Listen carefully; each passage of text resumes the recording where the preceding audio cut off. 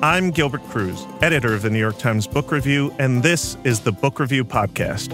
This summer, when we here at the Book Review published the results of a survey that asked more than 500 literary luminaries what they thought the best books published since the year 2000 were, Say Nothing, a true story of murder and memory in Northern Ireland, came in at number 19. Nick Hornby, the great Nick Hornby, who wrote about the book for us, called it one of the greatest literary achievements of the 21st century.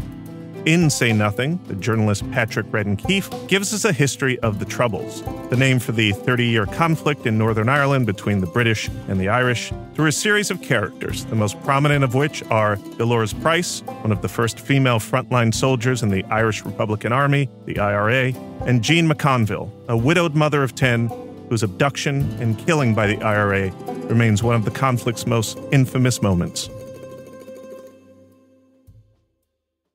Say Nothing has now been adapted into a 9-part FX series, all episodes of which are streaming on Hulu. And one of the show's executive producers, also the book's author, is our guest this week, Patrick Radden Keefe. Welcome to the Book Review Podcast. Thank you so much for having me. Hopefully, many of our listeners have already read Say Nothing, but in the event they haven't, do what you've been doing for the past 6 years and tell us about it. It's a book about a handful of people. It's not really a history of the Troubles. It's a book about a particular episode that happened in 1972, which kind of bound together a handful of people. So one night in 1972, and this is in the early years of the Troubles, there was a woman named Jean McConville who was a widow and a mother of 10, and she lived in a big public housing complex in West Belfast. And a gang of masked intruders came to her door. And they pulled her out of the apartment. They told her children, we just need to talk to your mother for a few hours. But the kids never saw their mother again. She disappeared. And it emerged that she was a victim of the IRA, the Irish Republican Army. But the kids didn't know that. And so they were sent off to orphanages and grew up in this kind of strange sort of purgatory of uncertainty about what happened to their mother. So the book starts with this disappearance. It's kind of a mystery, right? Where did this woman go and who did this to her? And then there's another big character, who's the woman you mentioned, Dolours Price, who was a very different sort of woman who joined the IRA in the early years of the Troubles. And later on, it would emerge that she had something to do with that disappearance. It's a story about those two very different women, one a victim and one a perpetrator, and the way in which their histories were joined by this terrible act of violence that then continued to echo down through the decades in terms of its impact.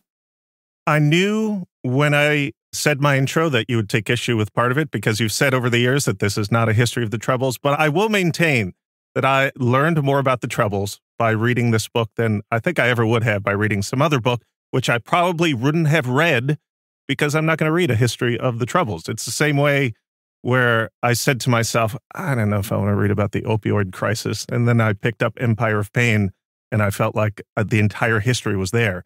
Part of the reason that's true in both cases, I think, as a reader, is because you tell the story through these characters, through these two characters and through two other characters, Jerry Adams and a bunch of others.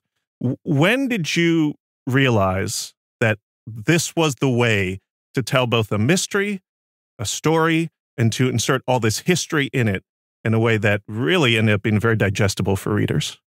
It's funny that we should be talking on a New York Times podcast because it really started in 2013 when I read the obituary of Dolours Price in the New York Times. And really in embryo, the whole story was there in this brief, elegant little obituary. I thought that to the degree that I'd been aware of the Troubles as a subject, it had been this very male story. And so I was intrigued by the idea of these two women. And I think I always tend to take with any story, this started as a story in The New Yorker and then became a book. And with any story that I do, I tend to take a pretty ground eye view. I'm looking for individual people that I can build a story around.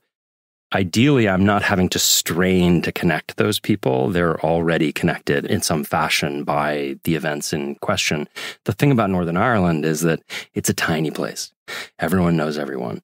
And so from a narrative point of view, it's an ideal place to set a story because it's like a pinball machine. Everybody's constantly bumping off of everybody else.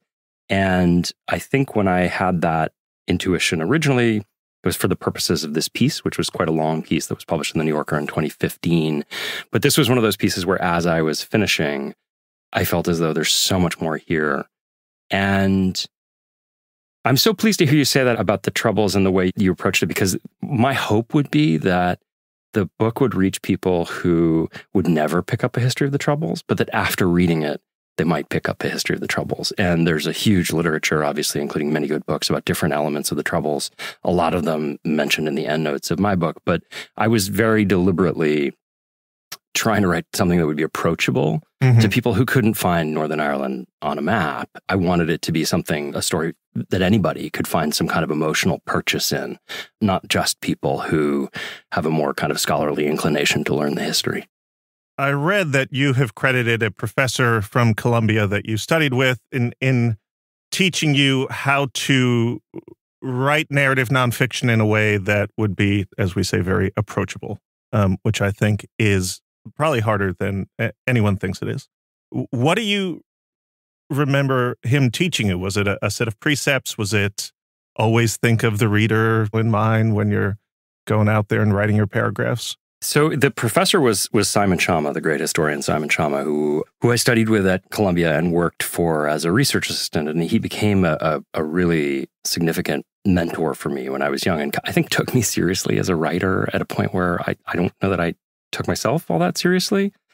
There was so much that I learned from him. I did this seminar on narrative history with him, and a lot of it was... Listen, part of it was looking at his own career, that he had written these books that were scholarly, but also were designed to be for anyone. At that time, when I was working for him, he was the art critic for The New Yorker. He was making these big documentaries for the BBC. He was a popular historian, and he didn't think of that as a pejorative. I think in his mind, the alternative was that you're writing for a kind of pretty small scholarly clique of people, and that was really by design not what he was doing. More concretely, I remember writing papers for him. They weren't even really papers because they were these kind of narrative accounts of things. But he would say, tell me what it looked like. If you can, tell me what it smelled like. What did it sound like? Paint a picture, put me there. And that's a challenge when you're writing about something you haven't experienced firsthand. I think it puts a real burden on you to dig deep in whatever the source material is and find those kinds of details. But it does mean that, I'll give you just one example, but there's a moment when I was doing my research for Say Nothing where I found this obscure documentary about the history of the car bomb, and Marion Price, who's Dolours Price's sister, who's a character in the book, she had given a brief little interview for this. It was the only time I'd ever seen her do an interview on camera. And she talked about how when they were mixing explosives, that the explosives smelled like marzipan. And that's the kind of thing that I think, honestly, coming out of that seminar when I was probably 20 years old with Simon Schama, that's the sort of detail. When I hear the explosives smell like marzipan, it's like the hair stands up on the back of my neck. It's so exciting to me to have a detail like that, because I think that it immediately, if you're the reader, that immediately just brings you in there and you feel it, you experience it in a visceral way, that if I just tell you about the chemical components of whatever explosives they were mixing, it's not going to be the same.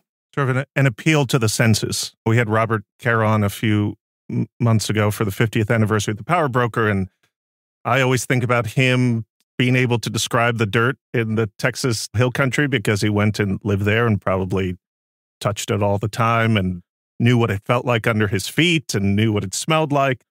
Those are details that you can only summon if you've been there or if you're digging deep enough. Yeah, I should say nobody has gone further in pursuit of this principle probably than Robert Caro, but yes. Yes, that's the extreme. God bless him. I think there's a lot of space in between that and what you've done, and it's still a grand success. Really funny, because I also heard you say when talking about this book that you think of yourself as someone who tries to write nonfiction, but is trying at times to borrow the tools of fiction. And I'm curious, as someone who has to read both fiction and nonfiction for this job, why is reads like a novel the supreme compliment when it comes to nonfiction? It feels like, why can't the one live on its own? I think sometimes these phrases are a little overdetermined. And it's always, cinematic is another word that I sometimes bristle at a little bit, because I'm a big believer in nonfiction. I'm a big reader of nonfiction. I think nonfiction can and should be what it is and not be a sort of aspiring to be something else. Having said that, the feeling that I have when I read certain novels, certainly not all novels, but good ones, even what my parents would refer to as like a first-rate, second-rate novel, is this wonderful feeling of undertow where you submit. There's something about the force of the narrative, the coherence of the personalities, the characters that you're meeting. You feel as though you're in the hands of someone who's really giving a lot of thought to when you deal out each card in the deck. There are sort of structural considerations in the storytelling that I think, candidly, a lot of the time you don't get in nonfiction, even sometimes very good nonfiction.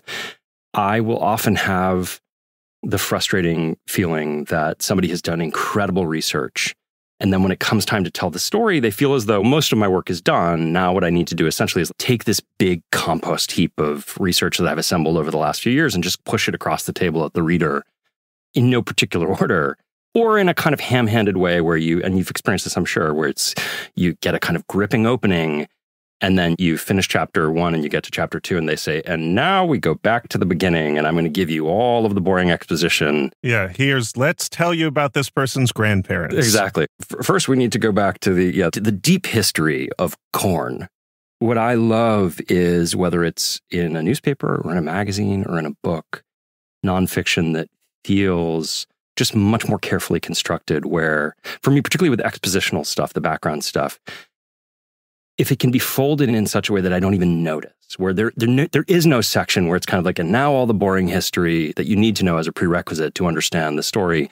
My favorite nonfiction reading experiences are the ones where it's like you slip it into my pocket and I don't even know it. You gave it to me and I didn't even recognize you giving it to me. And then when I need that little piece of background information, it's come to me already. I think that's hard to do. And so I savor that as a reader, and I aspire to do that sort of thing as a writer. I know exactly what you mean. We talk about nonfiction books all the time here at the Book Review and in private conversations, and big histories, big biographies, and you'll have all this amazing information, amazing archival research, new stuff you'd never heard before about this topic or this person, and it's a slog. It's workmanlike is the word we use, which is a terrible word, a cursed word if you are the author of that book. The prose is workmanlike. You participated in our Buy the Book feature in 2022, and you talked about how you've learned about structure in part from screenplays, possibly. And I was wondering if you could expand on that a little bit, because I do think one of the tools that any writer, fiction or nonfiction, can use is structure, is pacing, is, as you say, knowing when to enter a scene, when to exit a scene, which is one of the sort of main things you learn, I think, in screenwriting. Yeah, it's funny. Again, that word cinematic gets thrown around, and I don't love self-consciously, quote unquote, cinematic writing in nonfiction when there's a little too much emphasis in the scene work and the scene setting. You feel a little bit as if somebody's basically auditioning for a Hollywood option. I feel like, let the piece of writing be what it is. The sense in which I have learned from screenplays, both from writing them, because for years I was a part-time working screenwriter in Hollywood. Nothing got made, but there were a bunch of scripts that I wrote for studios. And also in reading them, I love to read screenplays. And I think there's so much you can learn about structure and about juxtaposing scenes and just about distillation. If you think about any television show or movie that you watch, if there's a 4-minute scene, that's a long scene. Mm-hmm. And a lot of the time, you're actually getting in and out of a scene in 30 seconds. The speed with which you can convey information and a little bit of the flavor of the dialogue and the characters in just a few, A, B, we're in, we're out, that's it. It's incredible what you can do in half a page of a screenplay. And I think I increasingly think of my own writing as actually a process of subtraction. Strangely, it's like I'm accumulating all this research, and then I'm just peeling away everything I can. What is the leanest version of this? And so with Say Nothing, for instance, there were chapters in Say Nothing that started out at twice the length, and I had to just go through and pretty ruthlessly think, how can I make this more lean? Your editors must love you. I should say, what happens is I turn in something that I think of as so lean it is emaciated, and they say, it could be leaner still. The eternal problem of the writer. You've said that part of what drew you to this story, the story that you present and Say Nothing, was this idea that moral clarity, particularly of the young, can later, in older age, turn into moral confusion or regret. I'm curious why that theme in particular was one that resonated for you in this story. When I first read that obituary of Dolours Price, the thing that was so interesting to me was that she was someone who in her early 20s had gone to these incredible extremes in pursuit of a political ideal, doing things that you or I might not do, that we might find morally repulsive, but at the time she really believed in as a means to an end. And then she got older. And maybe it was like incipient middle age for me. This is 10 years ago now that if my wife were here, she would say, you were already middle-aged 10 years ago. But maybe it was my own experience of middle age, but I think I was just intrigued by the idea of a lot of these IRA people. They thought they would die as martyrs. They had a real fixation with Che Guevara. There's all this kind of Christ-like imagery in the iconography of the IRA. And to me, there was this interesting question, which is what happens if you're not martyred? What happens if you get older and you get out of prison and you put down the gun at a certain point? Maybe you get married, maybe you have kids. How do you think about those decisions you made when you were in your early 20s? And then connected with that was a separate idea, which is that we talk a lot these days in a way that I think is really good and overdue about trauma and about the kind of lasting trauma of various kinds of terrible encounters, violence, what have you. And generally speaking, we think about trauma for the victims. But I was very interested in the idea of trauma for the perpetrators, that the people who actually carry out violence often live with a distinctive kind of trauma of their own. And one of the reasons that Dolours and her sister Marion carried a certain sense of trauma years after they left the IRA is because of the fact that they were imprisoned for a very long time, and despite the fact that they both did terrible things, they themselves suffered greatly in prison. They did. So they went on hunger strike in Brixton Prison, a men's prison in London. They had bombed London in 1973. These two young women who were Marion was still a teenager. Dolours was just out of her teens. And they were caught. They went to prison and went on a hunger strike. And that was a real ordeal. And I was just interested when I started my research because I remembered Bobby Sands and the male hunger strikers who died in the early 80s. But they had eclipsed these two sisters who went on hunger strike in a way that was front page news at the time in 1973. And it was interesting. These are these two young women who in some ways had been very committed to the idea of violence as a logical extension of radical politics, that you living in a system of oppression, the system doesn't seem to change. Peaceful protest won't do it. And so you take up arms against the state. And they get into prison and they go on hunger strike. And there is a sense in which it's as if they're taking that same kind of tool of aggression and turning it on themselves. These women, as I said, as you write in your book, did terrible things. Why did you want to explore their trauma? These are people who did bad things. Who cares? This is a thing that I come across often in my writing and sometimes in reactions to my writing. I'm not particularly interested in stories of caricaturish good or evil. Not that those stories don't exist, but I just don't know that people who are unequivocally saints or sinners in an almost cartoonishly two-dimensional way aren't particularly interesting to me as subjects to write about. I'm really interested in the humanity of people who do awful things and how it is that they came to do those things. There have been a couple of cases over the years where I've had stories where there's somebody in it who's just a psychopath. And they're always the least interesting characters to me as characters. So in the case of the Price sisters, there is a way of thinking about them, thinking about people who are in the IRA, thinking about people who use terrorism as a tool or kind of paramilitary violence as a tool, where you say, I have nothing in common with that person. I'm not interested in their motivations. That is an evil person. I don't want to know anything about it. But I think that's a kind of overly simplistic view of these types of people. I don't think it's going to really shed any light or help us understand the phenomenon. And I think worse, there's a kind of moral vanity in looking at someone like that and saying, I could never find myself in a situation where I would do the things that they'd done. The more queasy, uncomfortable question is, how would I respond if I were put in the situation that they were? So in Dolours Price's case, she grows up in this kind of an IRA family. Her mother and her father have both been to prison. Her aunt was also in the IRA, not as a frontline soldier, but helping in an auxiliary way. And when she was a young woman, was moving some explosives and they detonated, blowing off her hands to the wrist and blinding her.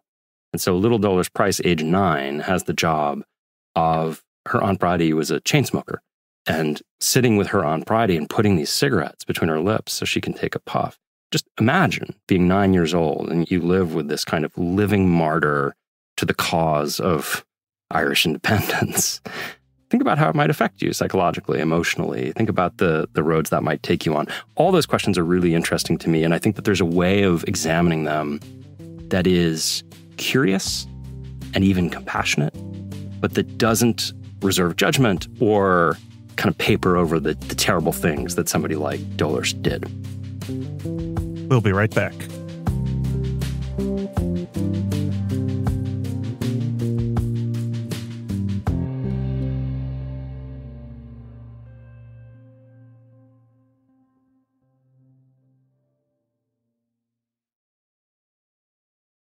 Welcome back. This is the Book Review Podcast. I'm Gilbert Cruz, and I'm joined this week by Patrick Radden Keefe, author of the book Say Nothing, which has just been turned into a 9-part FX series. Patrick, one of the things that people who read this book, in my experience, always tell someone that they're recommending the book to is, also, he solves a murder in this book. That was not your intention when you started writing this book, but it has become something that is known about the book. What was that like in the moment? And then how does it feel to have this thing be there? It's essentially in the last chapter of the book, chapter 30, you introduce yourself, you say, I came across this information, and holy cow, I think I solved the murder. I think I figured out the person who pulled the trigger on Jean McConville. Yeah, it was a strange thing. I spent 4 years on this project, starting with the piece in the New Yorker and then culminating in the publication of the book. So my first trip to Northern Ireland was in 2014, was 10 years ago. Crazy to consider.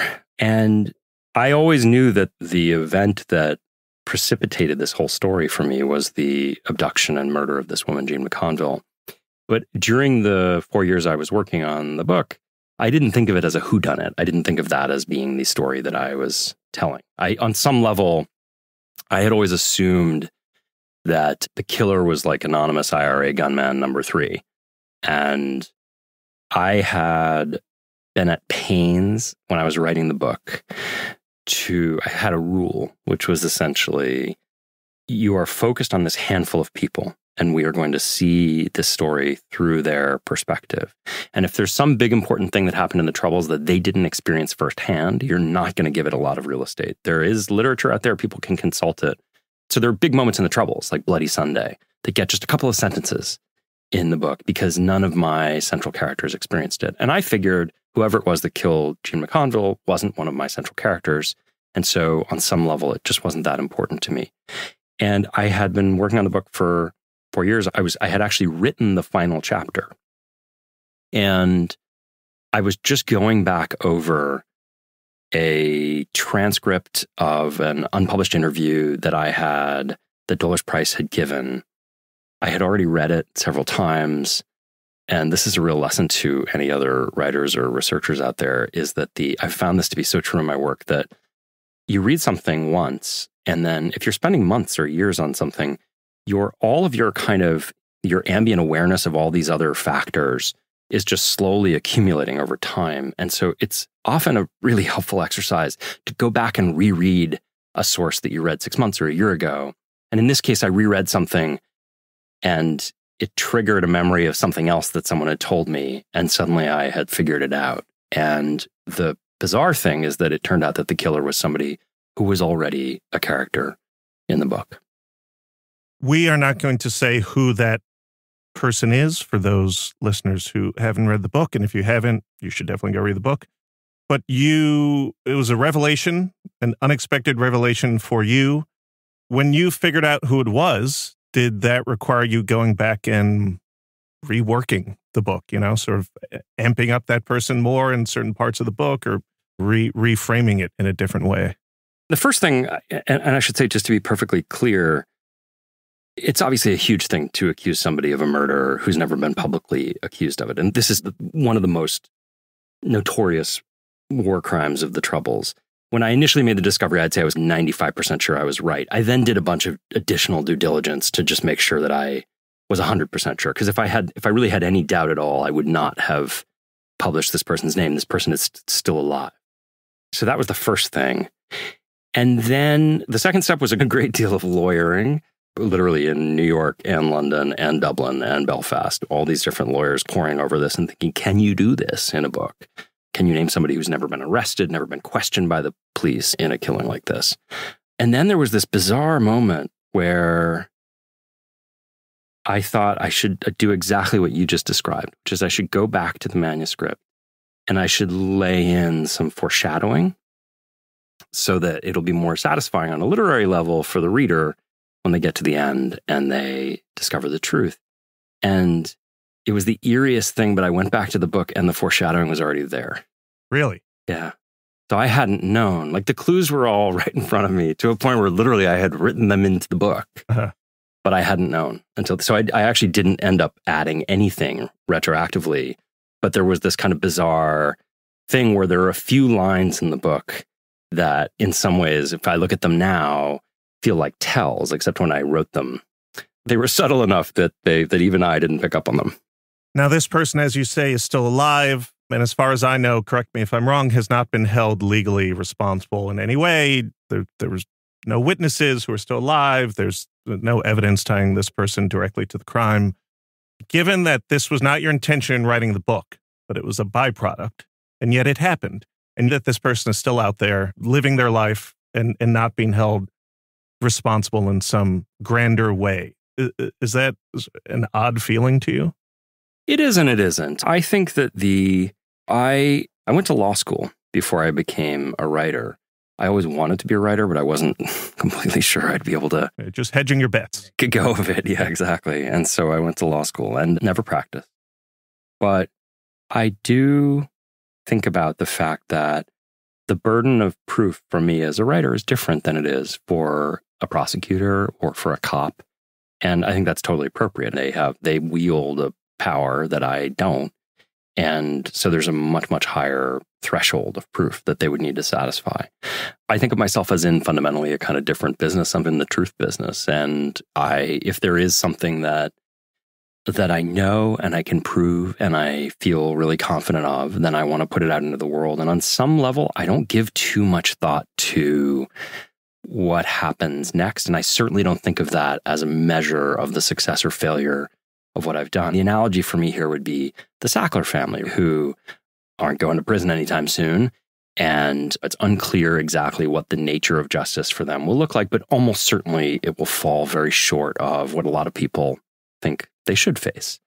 But I didn't think of my book as like a work of activism or a sort of prosecutorial work. It was more a situation where I felt as though there was a kind of a truth that was worth documenting and putting between two covers, just as an artifact to put out there in the world. And then the world will make of it what it does. But I try not to get too, I'll put it to you this way. If I was always taking a kind of consequentialist view of the work that I do and thinking, what kind of change did it produce in the real world? I think that would be quite demoralizing and I'd have trouble getting out of bed in the morning. I agree. And that clearly through your writing, one can tell that's not the kind of journalism that you do.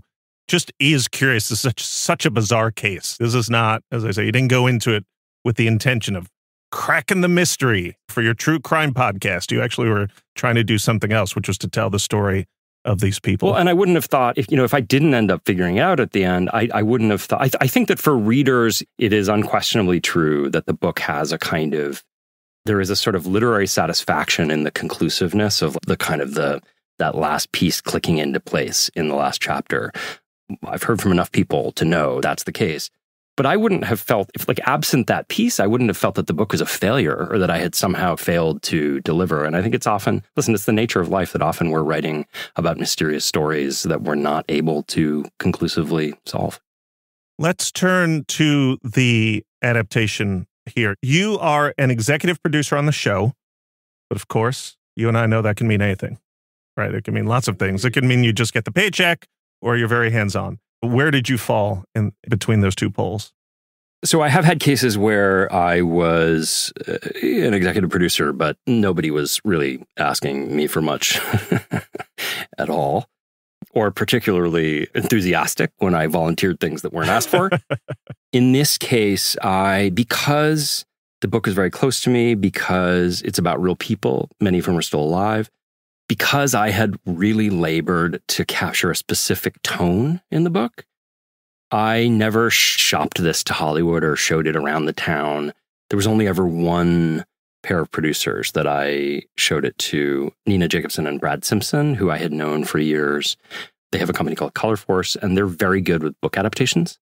And are they the ones behind American Crime Story, the O.J. Simpson? So they did the O.J. Simpson, People versus O.J. Simpson, which I thought was a kind of exemplary instance of an adaptation. This was a book by Jeff Toobin, adapted, I thought, really well. It was about race in America. It was about an extremely sensitive, tricky issue, and I thought it was great. And in different ways, it's funny because they do movies as well, from The Hunger Games to Crazy Rich Asians, and those are very different, but I think actually in both cases, those are films that really capture the DNA of the books that they're based on.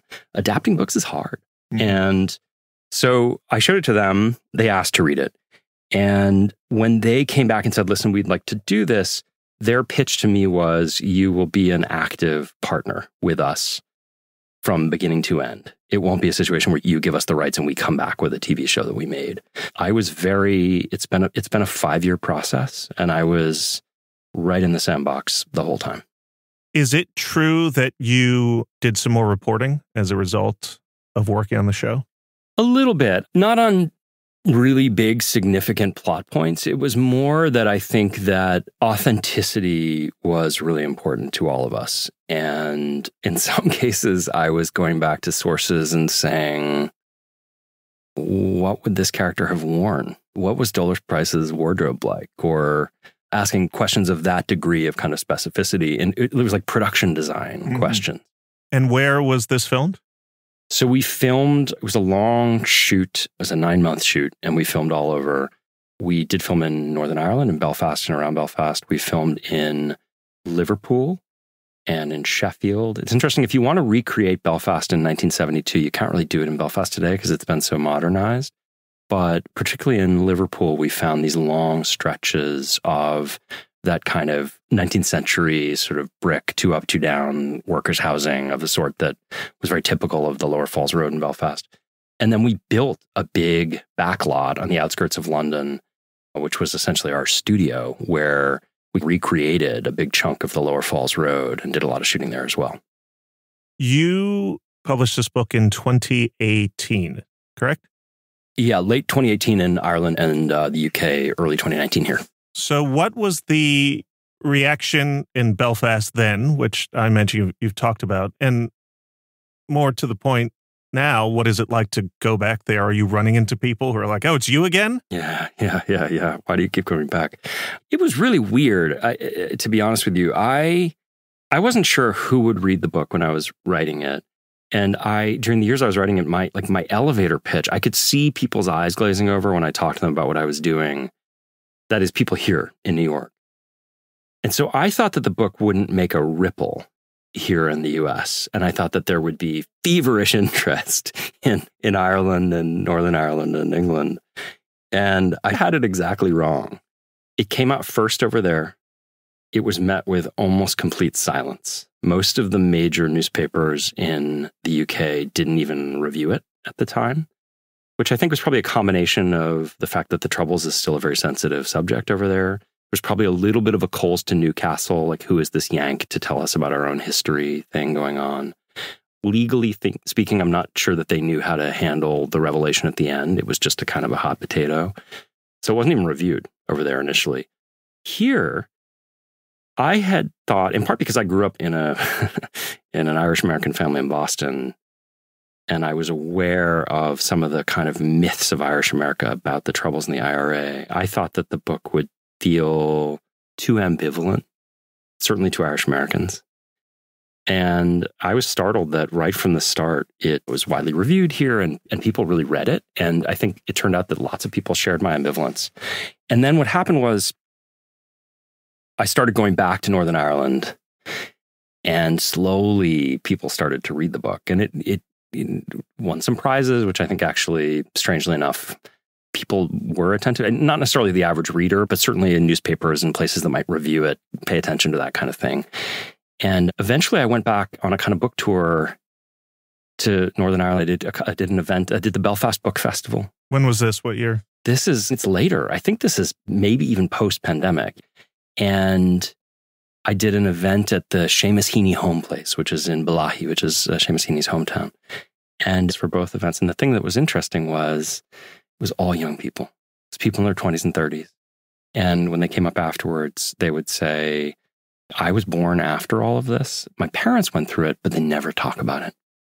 And I've gotten that from people in England and people in the Republic of Ireland as well, that it remains this kind of awkward subject, but that the book in a strange way, and I would argue actually maybe even particularly because it's written by an outsider, creates an opportunity for younger people to engage with this history in a way that their parents' generation is just very unwilling to.